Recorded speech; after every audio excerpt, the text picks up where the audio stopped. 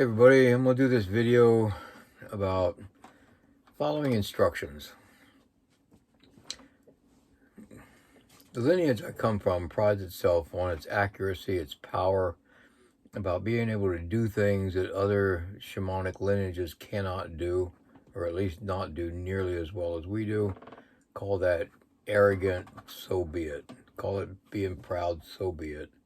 The fact is, we're really good at what we do. And people usually come to us when they have no other hope available, no other people that they can trust, and so on. We're noted for bringing people out of severe cases where the doctor said, go home, plan your funeral. And then these people will come to great recoveries and so on, and live many, many years past their given death date, so on. I've made mention of this. I've given case history and other videos and lectures and workshops. We're good at what we do, and we know it, and we want to help our apprentices achieve the same level of proficiency. And it all comes down to, can you follow simple instructions?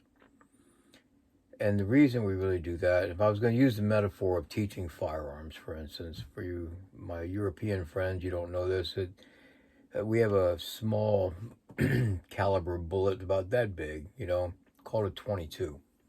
And we usually start kids on that, or BB guns, but when you get to the firearms of what's called a rimfire shot, it's a very, very small bullet. It doesn't look like anything, but it'll still kill you or cause lifetime damage, severe damage. But you need people to follow a strict protocol, procedures, follow directions exactly as given to be able to be trusted enough with a higher caliber weapon.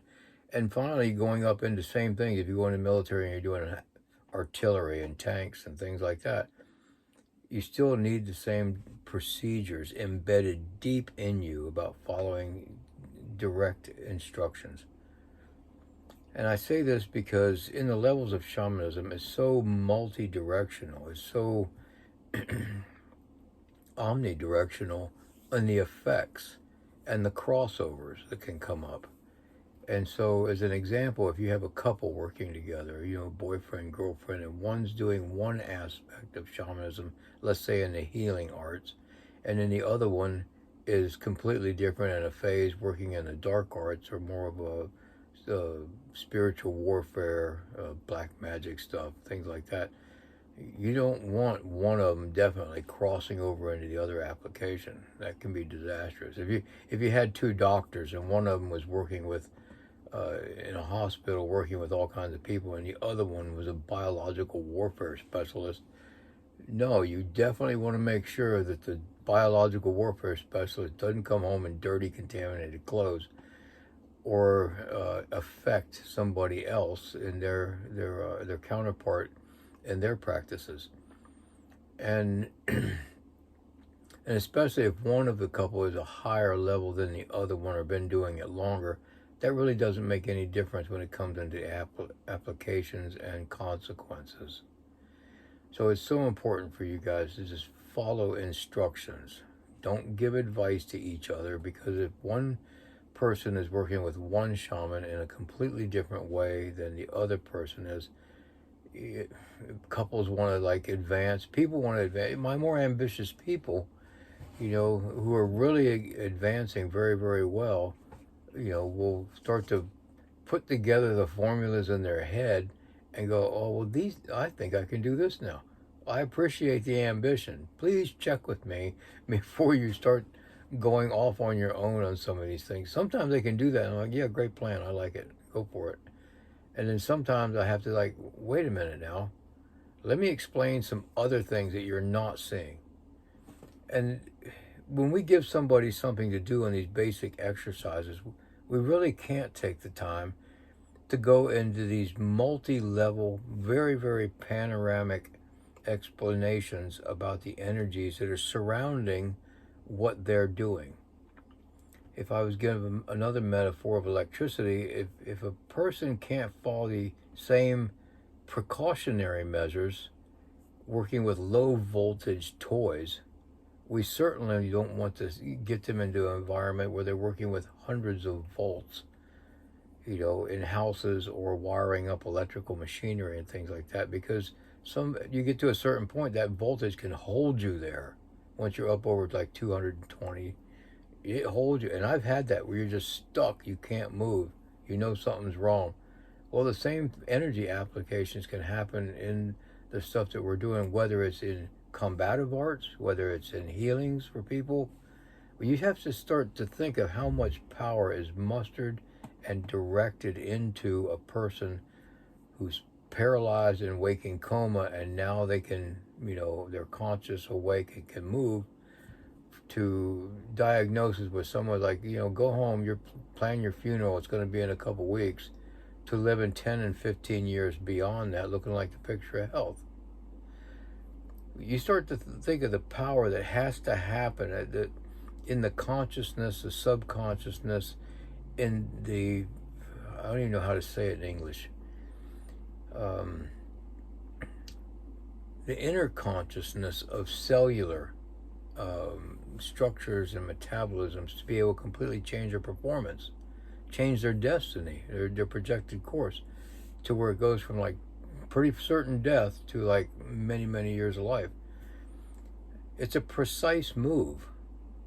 Now, when we're directing someone to do this, we're giving them the simple things to do so they can see the results. Much like teaching a child to walk, they get irritated that you want to hold their hand, but they don't see how the gyroscopic balance system in their mind really needs that one hold to keep them from doing a face plant on the floor. And they're like, oh, I can do this myself. Bam. Yeah, it only takes an instant, And whether the damage is temporary or permanent was because you let go too early. You wanted, and sometimes we have to let you guys do that and just face plant and then learn the hard way. I was one of those people. I can tell you, most of the really, really good shamans were those kind of people. And we went too far, too fast, and like, uh-oh, now we need some help. And that's another part of it. And I have some of that going on too with my people. And your greatest shamans will go too far, too fast, and not know that they went too far, too fast until after they're there and need help backing up. And it's not. You just have to get over the ego and just go into the progress. And then some people, and I've been there too, it's like, I just don't know how all that happened. No, you can't. Until maybe years later you'll figure it out. When you adjust enough in your own personal consciousness to make a bigger comprehension of the field you're working with. In short, if we give you the instructions, do it the way we told you to do it. That's it. This isn't a discussion. It's not a conversation. We're telling you what to do. And we're doing that for your own preservation. We're doing that for the preservation of your immediate environment. And we're doing that so you can really actually learn how to learn how to be safe enough for yourself and your surrounding people to get into the higher power. And people get this later in years when they're like, okay, now I know what you're talking about. They'll go, you give them the information. This is something that I experienced. And then when this newer shamans, they get there and then they're trying to explain it to the people the same way I explained to them. I'm like, yeah, now you know what I went through with you, huh? And they're like, okay, yeah, I thought I understood before, but now I really understand. Yeah, okay, let's see. Oh, it's amusing because, like I said, I look back on me and like, I know I totally understand why they did that, why they said that, why they thought that was a good idea, and why they didn't pay attention enough, and followed their directions exactly. No, I get it. I really do. And so do the newer shamans that I'm working with, but You know, my family loves motorcycles. I've almost died on mine. My father almost died on his. My brother did die on his. My daughter here, who I'm living with on her farm, she's had some massive, dangerous crashes and almost died a few times. And now we have one 6-year-old with his helmet and small motorcycle blasting around the farm. There's so many parallels you can see in life, but you have to learn to follow the instructions, especially in this stuff. So I'm going to leave this with this. And yeah, this particular video is for my apprentices, for the junior shamans. Don't get too comfortable. Don't let your people get too comfortable. Not that you have to create a hard time on them, but make sure they fit in that line. Make sure they toe the line on the instructions. It's so important. Catch you guys later.